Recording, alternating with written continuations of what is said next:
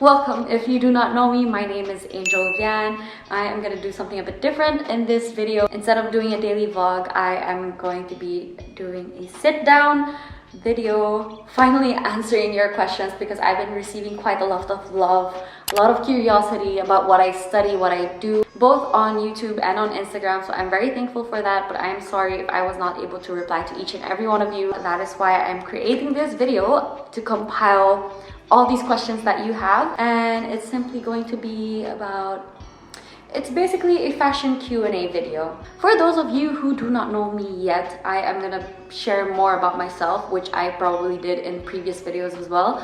But my name is Angel Vian, as I mentioned.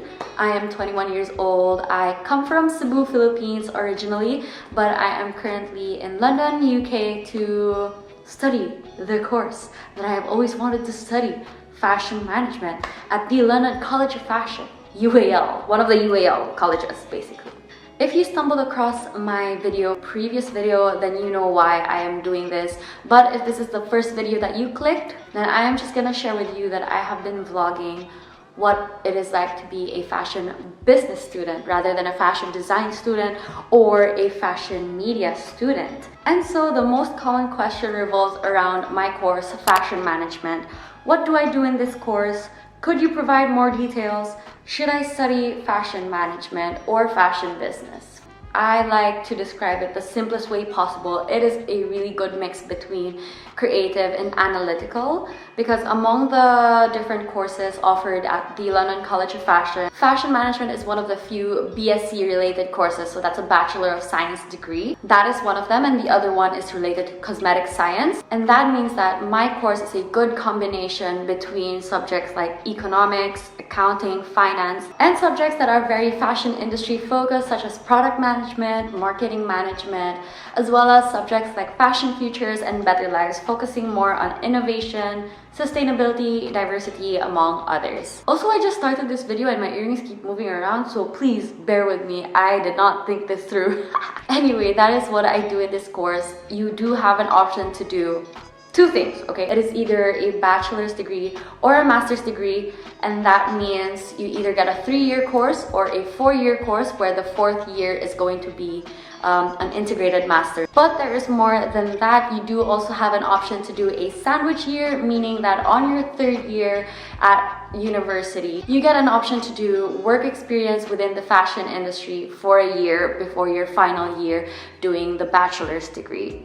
This program is called the DIPS program, so that means Diploma in Professional Studies, and it lasts for a year, usually in between your 2nd year and your 3rd year as an undergraduate student. And I am pretty sure that this option is not just for my course, but also in other courses across Fashion Business School, as well as 2 other schools in LCF, which are Fashion Media and Communication, as well as Fashion Design and Technology. If you want more details about specific modules or units that I am taking, I'm gonna insert it over here for you to see, because there are quite a lot and I can't explain each and every one of them in this single video.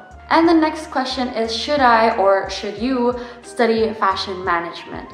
And this is actually your choice. It took me quite a while to choose the course that I wanted to take, because LCF offers a wide variety of courses related to fashion.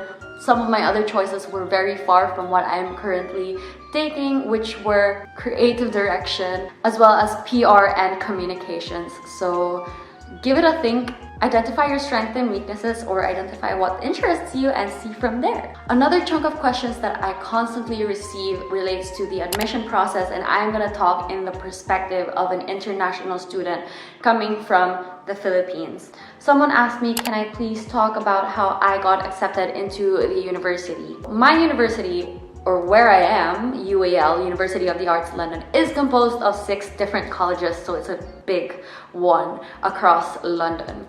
London College of Fashion firstly, which is where I am in now, Central St. Martin's, London College of Communication, Chelsea College of Arts, Camberwell College of Arts, Wimbledon College of Art and Design. I have a feeling I named 7 or 6. I'll know by the time I edit this. But anyway, as a person who comes from Southeast Asia, international student, Philippines, I had to apply for this course independently. As far as I know, LCF had an agency that they partnered with, and some teachers tend to go visit these countries. But in my case, I couldn't find an agency that is in direct relationship with UAL. I had to apply independently, meaning I went straight through the UAL website and applied it myself. I emailed directly the student services, the international admissions, and all of that. Back in 2018, I was actually preparing for my major exams before I graduated high school, but I simultaneously prepared my own portfolio and my application for university, specifically for the fashion management course. However, because I did not hold an IB diploma or an A-levels certificate, I was actually holding a high school diploma. LCF suggested me to go through a foundation degree, which at first I thought was not really necessary, but because it was a requirement, I had to go through a foundation degree.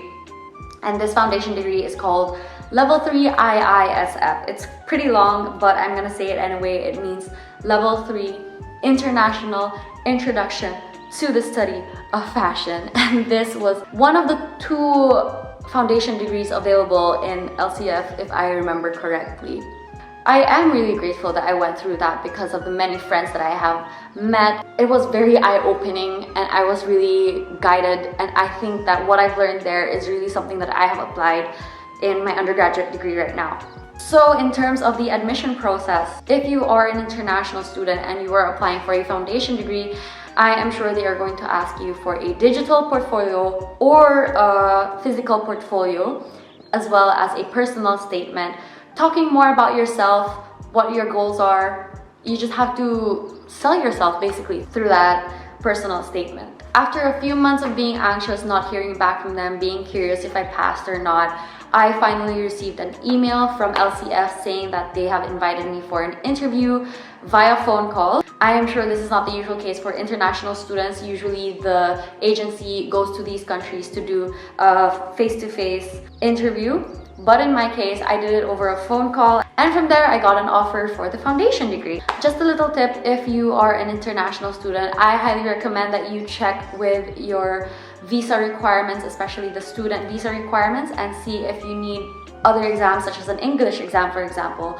In my case, I had to take an IELTS exam, so I did prepare for that as well. Aside from that, I also highly recommend that you connect with services or consultation companies in your home country for assistance when it comes to searching for universities to apply to. I did connect with UKS, and they are a service consultation company from Makati, Philippines, and I connected with them via email, via phone call, and I did apply for some other universities based in the UK, such as Instituto Marangoni, Nottingham Trent University, and University of Westminster, just to make my options a bit more wide. And the next question revolves around the topic on student accommodations. Should I stay in a flat, a student accommodation, or a shared apartment? What is your budget?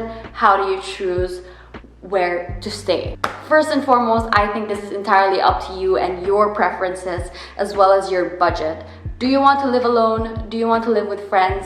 Do you want to live with strangers who will then become your friends? It is up to you. But in my experience, I actually moved out. This is probably my 3rd time moving out. The first time I lived with my sister, it was a shared flat, and it was a walk away from my campus in West London. But a year later, I decided to transfer in a student accommodation just to get that university experience, meeting new people, just to see what it's like to have a shared kitchen and to make things a little bit easier, hassle-free for me.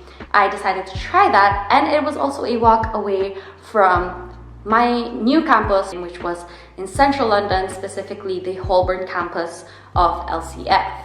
And now I'm down with where I am now. I am staying again in a shared flat, but this time with my friend, and the difference is that it is in zone 2, so it's quite far from central London. So I had to take a transportation to get to campus, which is really not applicable now because I'm doing everything online. And so that means that I did quite a lot of research as to where I wanted to stay and align that with my preferences as well. I did experience a lot of pros and cons with this type of student accommodation or this type of flat, but really it boils down to research. One of these websites is actually called Amber Student, and I am partnering with them in this video today. I highly recommend that you use Amber Student because it is a website where you get to compare and contrast different things that's related to your preferences.